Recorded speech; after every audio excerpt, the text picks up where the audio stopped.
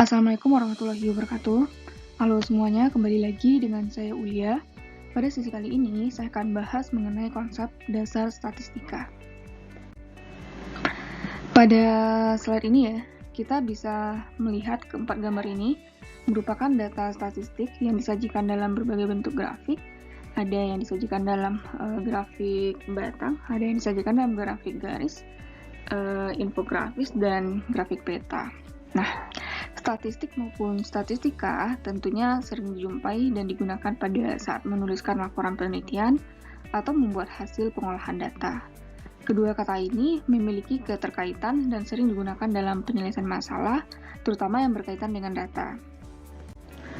Pengertian dari statistik maupun statistika berdasarkan slide sebelumnya, bisa kita simpulkan bahwa statistik itu merupakan kumpulan data, baik berupa bilangan maupun non-bilangan yang disajikan dalam bentuk tabel maupun grafik yang melukiskan atau menggambarkan suatu persoalan. Nah, tujuan dari statistik itu adalah untuk mendapatkan gambaran atas data-data yang sudah dikumpulkan dan dikaji sebelumnya sebagai dasar dari pengambilan keputusan. Jadi bisa kita katakan bahwa statistik itu merupakan alat bantu untuk menafsirkan data dalam rangka mengambil kesimpulan. Kemudian, apa itu statistika? Statistika merupakan segala sesuatu yang berhubungan dengan pengumpulan data, pemrosesan data, analisa data, menginterpretasi data, dan menghitung karakteristik dari data tersebut, serta mengambil kesimpulan, kemudian kita bisa mengambil keputusan dari metode yang kita pakai. Jadi, kurang lebih statistika itu segala sesuatu yang berhubungan dengan pengumpulan, pemrosesan, analisa, dan interpretasi data numerik. Nah, untuk proses statistika itu sendiri cukup panjang ya, dimulai dari pengumpulan data. Nah, untuk pengumpulan data yang kita kumpulkan tentunya tidak boleh asal saja gitu, data sembarangan. Karena data yang dikumpulkan berupa sampel harus mewakili dari populasi tersebut. Nah, jadi intinya dari kalimat ini kita belajar bahwa segala sesuatu yang berhubungan dengan data itu merupakan bidang kajian dari statistika. Nah, jadi bisa disimpulkan bahwa statistika adalah ilmunya atau metode dalam mempelajari pengolahan data, pengumpulan data, pemrosesan data, dan analisa data. Sedangkan statistik adalah hasil dari proses statistika tadi. Untuk jenis statistika, itu bisa dibedakan menjadi dua. Ada yang namanya statistika deskriptif dan ada yang namanya statistika inferensia. Nah, statistika deskriptif ini mungkin udah pernah kita pelajari ketika masa sekolah dulu, seperti mencari nilai rata-rata, mencari nilai modus. Nah, itu termasuk dari statistika deskriptif. Nah, jadi statistika deskriptif itu merupakan statistika yang berfungsi mendeskripsikan sesuatu baik berupa data numerik yang disajikan dalam bentuk tabel maupun grafik. Nah, pada statistika deskriptif ini tidak mengambil kesimpulan dari populasi, hanya menyajikan data dari kelompok yang diberikan atau sampel. Nah, sedangkan untuk statistika inferensia berfungsi untuk meramalkan atau melakukan estimasi dan menarik kesimpulan dari keadaan atau kejadian terhadap populasi dari sampelnya. Nah, pada statistika inferensia ini adanya uji hipotesis, kemudian melakukan generalisasi data dari sampel ke populasi. Nah, jadi statistika deskriptif ini hanya menggambarkan apa yang kita observasi. Sementara itu, untuk inferensia ini sudah menggunakan nilai probabilitas termasuk unsur peluang. Sudah ada unsur peluang di dalam inferensia ini. Dari contoh kasus ini, bisa kita pahami perbedaan statistika deskriptif dengan statistika inferensia. Pada hasil wawancara terhadap 140 responden, menunjukkan bahwa 15 responden merupakan pelanggan PDAM. Kemudian dilakukan kampanye pemakaian air PDAM kepada penduduk wilayah tersebut. Dan hasil observasi di hari berikutnya menunjukkan bahwa 21% responden merupakan pelanggan PDM. Nah, di sini terjadi peningkatan dari 15% pengguna PDM meningkat menjadi 21%. Nah, untuk statistika deskriptif, angka 15% dipakai untuk menunjukkan bagian dari penduduk pada responden pertama yang menggunakan PDM. Dan dalam hal ini, angka 15% dapat kita simpulkan atau kita rangkum dengan ringkas berdasarkan fakta yang ada, bahwa dari 140 responden, 21 adalah pemakai air PDM. Dengan demikian dapat dikatakan bahwa statistika deskriptif merupakan statistika di mana pemakaian angka tersebut dirangkum untuk menghasilkan sebuah informasi yang diketahui mengenai suatu keadaan tanpa membuat atau menarik kesimpulan tentang populasi atau kelompok yang lebih besar. Nah, dari data ini, pengguna PDAM dari 140 responden, 21 adalah pemakai air PDAM. Nah, informasi yang dihasilkan dari sini atau informasi yang disimpulkan di sini adalah informasi berdasarkan data sampel, bukan menunjukkan bahwa 21 pengguna PDAM dari populasi tersebut, tetapi 21 ini adalah pengguna PDAM dari 140 responden. Jadi statistika deskriptif itu dia hanya menggambarkan saja dari hasil observasi atau memberikan informasi berdasarkan data yang kita observasi atau dari data sampel tersebut. Sementara itu, untuk statistika inferensia, apabila kita menggunakan hasil wawancara tadi untuk mengatakan bahwa sekitar 15% penduduk di wilayah tersebut adalah pengguna PDAM, maka kita menggunakan angka dari data sampel untuk menyimpulkan suatu hal mengenai populasi, di mana kita tidak memiliki informasi yang lengkap mengenai populasi tersebut. Nah, jadi bisa dikatakan bahwa statistika inferensia adalah penggunaan angka untuk mengatakan atau menyimpulkan suatu informasi mengenai populasi. Nah, dari gambar ini bisa kita lihat 140 ini merupakan sampel dari wilayah A. Nah, wilayah A merupakan populasi yang mau kita observasi. Populasi itu sendiri merupakan kumpulan ya dari semua elemen yang sedang kita pelajari. Sementara sampel adalah bagian dari populasi. Nah, untuk membedakan antara statistika deskriptif dengan inferensia, jadi informasi yang dihasilkan dari statistika deskriptif adalah informasi berdasarkan data sampel atau data 140 tadi. Nah, jadi statistika deskriptif dia hanya menyampaikan informasi berdasarkan data sampel dari 140 ini. Sementara itu, untuk statistika inferensia menyimpulkan atau menarik kesimpulan atau memberikan informasi dari data sampel yang 140, tetapi untuk menyimpulkan dari populasi di wilayah tersebut. Nah, itulah beda antara statistika inferensia atau statistika deskriptif dalam penarikan kesimpulan.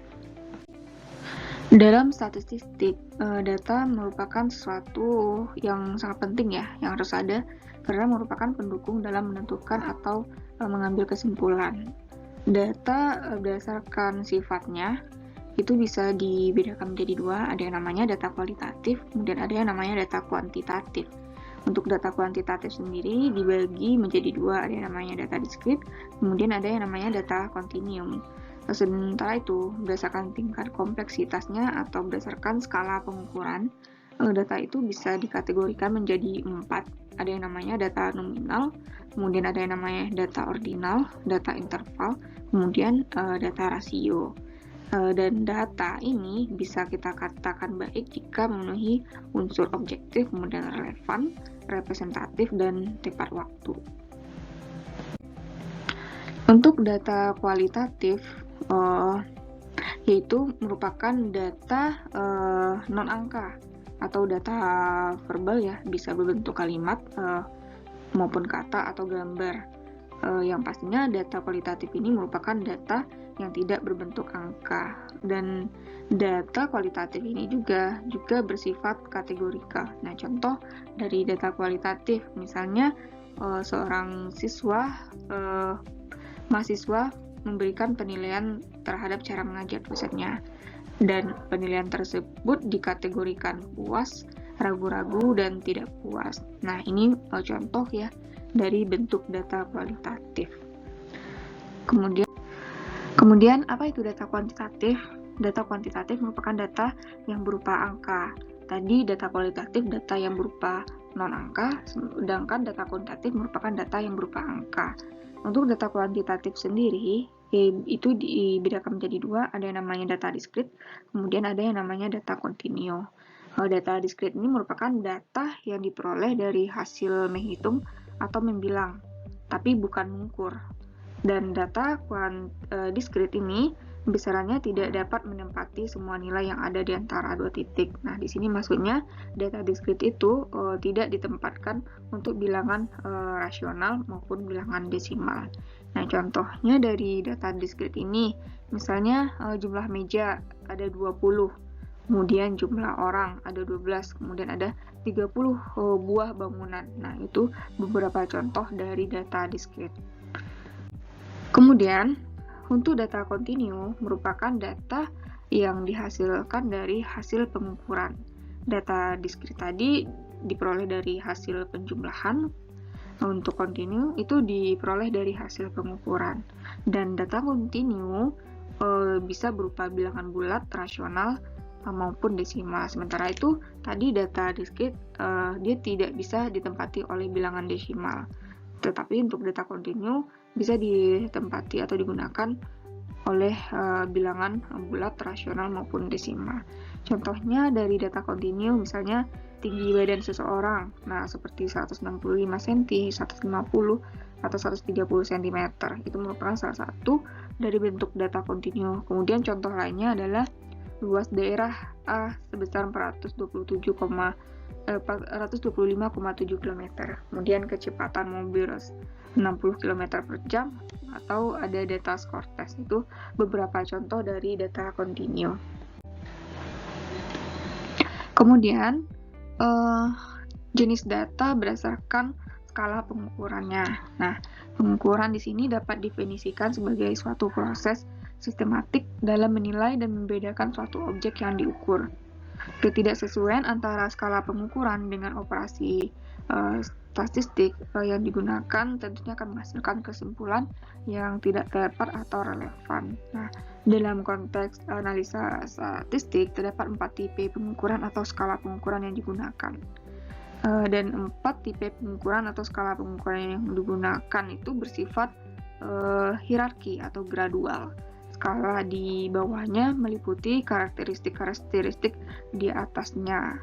Semakin ke bawah, karakteristik skala tersebut semakin kompleks. Nah, untuk skala tersebut adalah ada yang namanya skala nominal, skala ordinal, skala interval, kemudian skala rasio.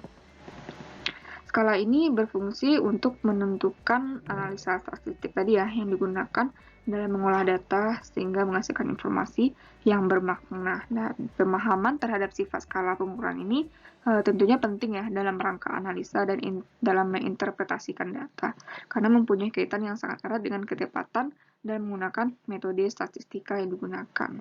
Nah, untuk skala nominal sendiri merupakan skala pengukuran ya yang paling sederhana, dan skala ini hanya digunakan untuk memberikan kategori saja.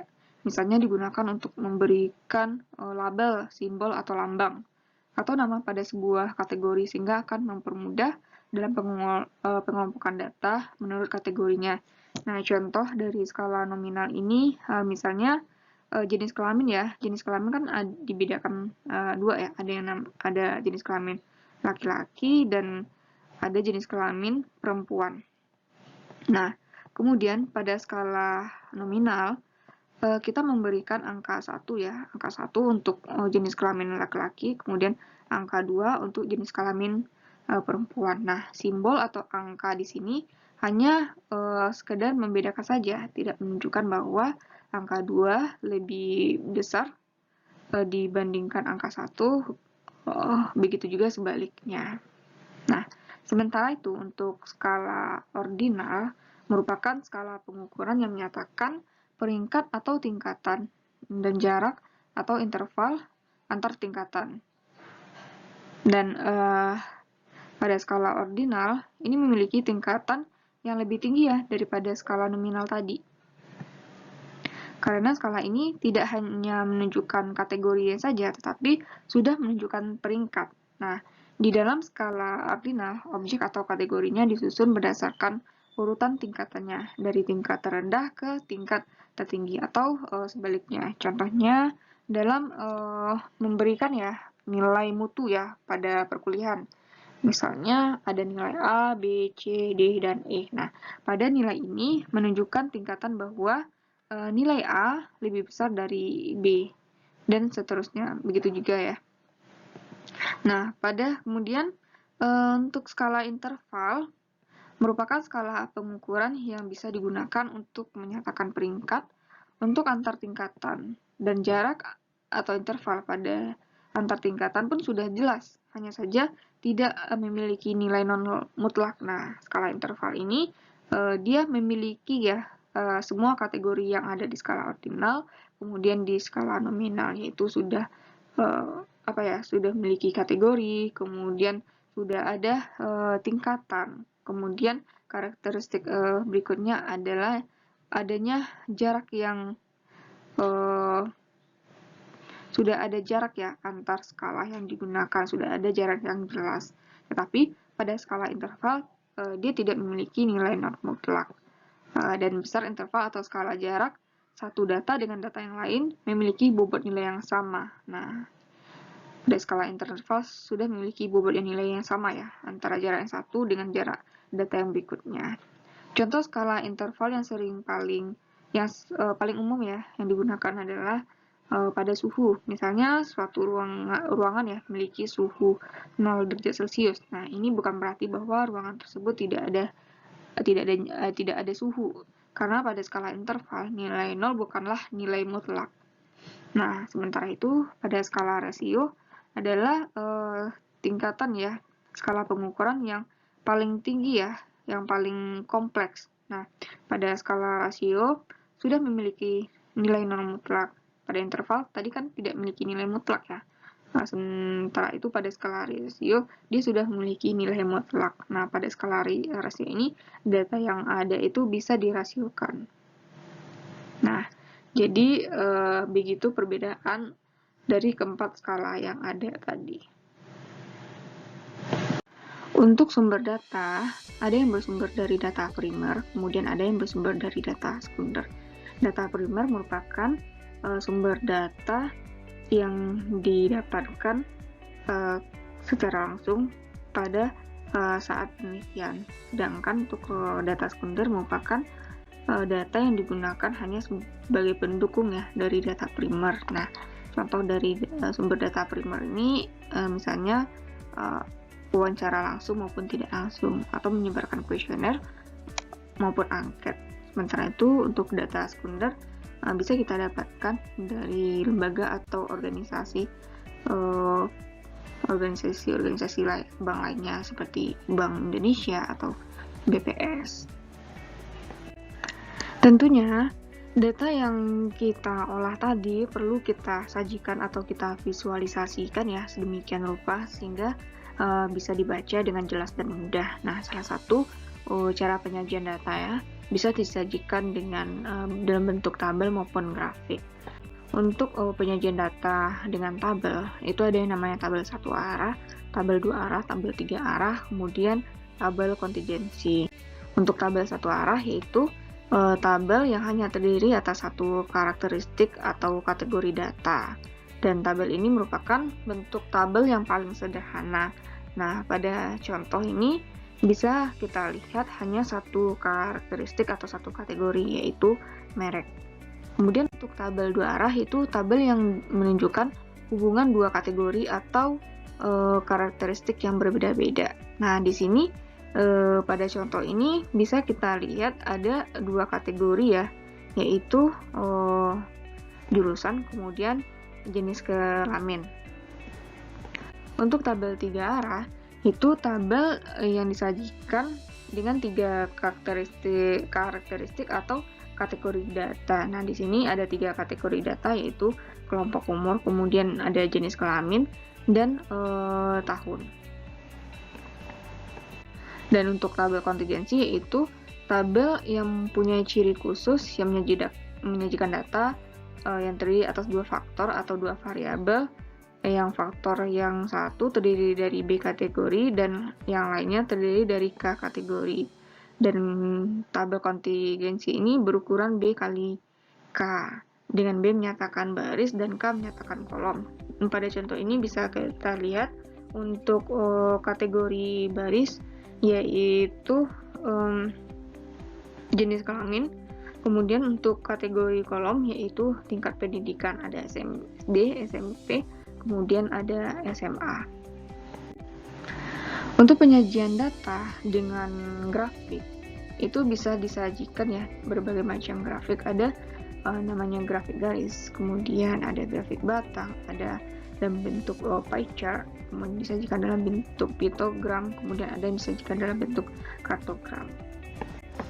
Untuk grafik garis ini digunakan untuk menggambarkan suatu keadaan ya, berupa data berkala atau menyajikan data berdasarkan pengamatan dari waktu ke waktu secara berurutan. Nah, contoh untuk grafik garis ini misalnya menyajikan jumlah kelahiran tiap tahun, atau grafik menunjukkan pertumbuhan ekonomi per tahun atau jumlah pengunjung wisata per tahun. Nah, untuk grafik sendiri ada yang namanya grafik garis tunggal. Nah, grafik garis tunggal itu grafik yang terdiri dari satu garis yang menggambarkan atau perkembangan suatu keadaan atau kejadian berupa data berkala. Kemudian untuk grafik garis ganda yaitu grafik yang terdiri atas beberapa garis yang menggambarkan perkembangan beberapa keadaan dari waktu ke waktu. Nah, di sini terlihat perkembangan dari penjualan brand A, kemudian perkembangan dari brand B dari tahun 2006 hingga tahun 2010.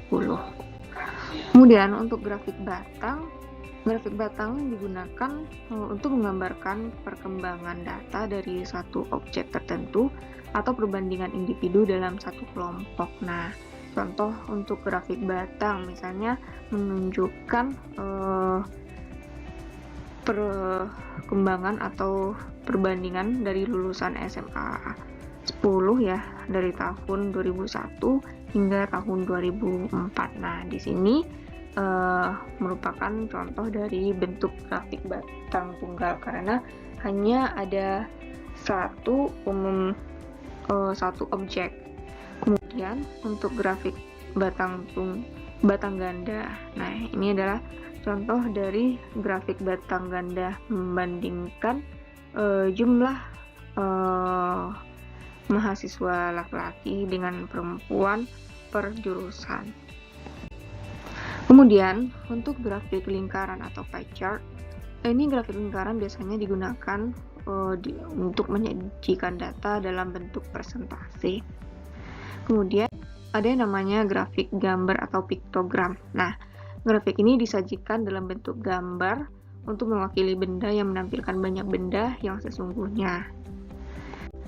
Untuk grafik peta atau grafik kartogram atau bisa disebut peta statistik, ini biasanya digunakan untuk menunjukkan kepadatan penduduk, curah hujan, hasil pertanian, dan sebagainya.